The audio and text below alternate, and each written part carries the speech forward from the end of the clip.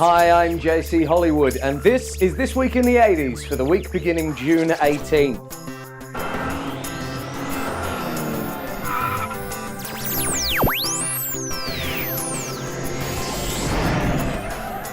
On June the 18th, 1983, a 32-year-old scientist from Los Angeles, California, became the first American woman in space.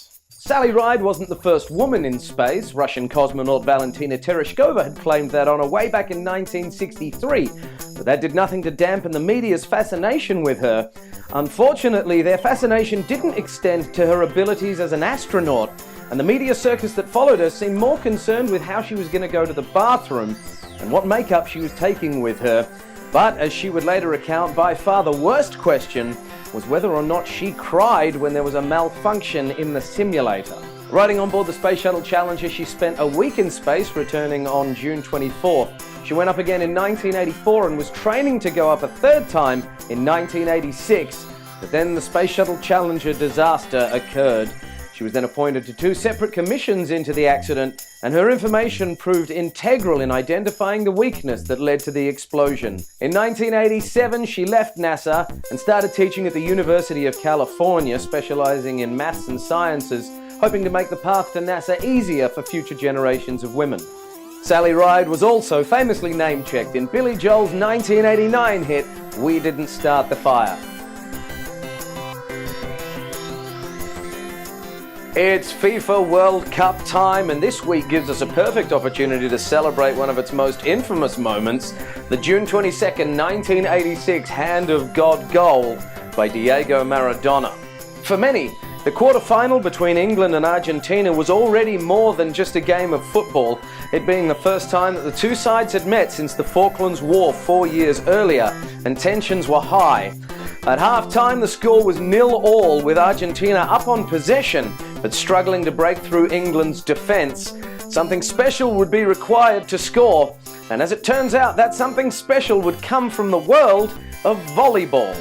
A miscued kick from English midfielder Steve Hodge sent the ball flying into the penalty area. Maradona leapt up and knocked the ball through with his hand. The officiating referee claimed not to have seen anything and the goal was allowed. When asked about it after the game, Maradona claimed that the goal was scored a little from the head of Maradona and a little from the hand of God. 4 minutes later, he would score another goal, this one a dazzling effort that became known as the goal of the century. And Argentina's win over England would set them up to ultimately become 1986's FIFA World Cup champions.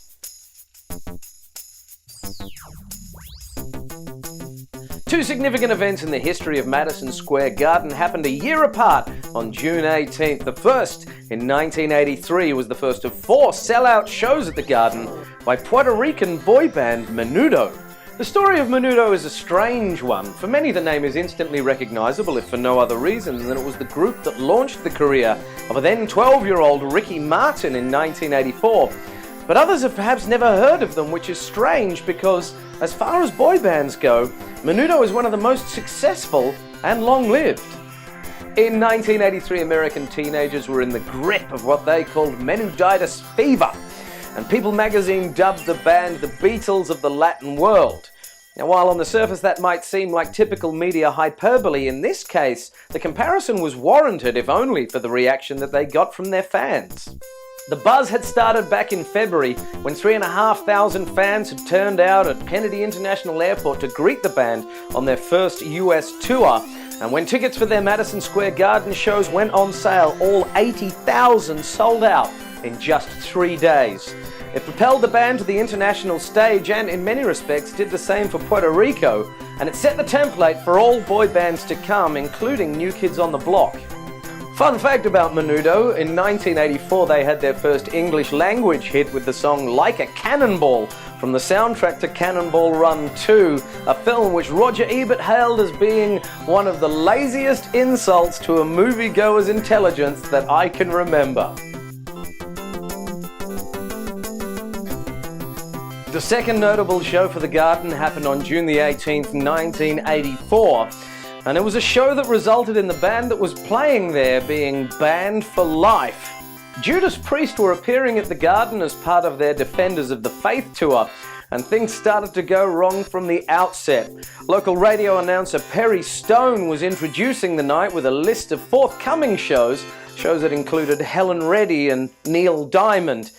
Needless to say, such acts didn't sit well with the hardcore crowd, and they began pelting Stone with firecrackers and beer bottles.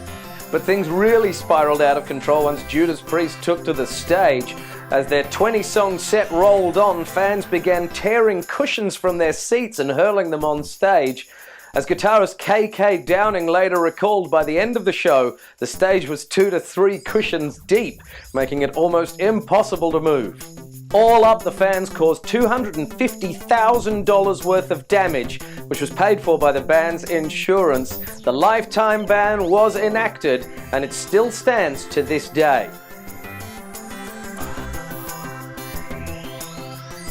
All right, that's going to do it for this week. Thanks for joining me.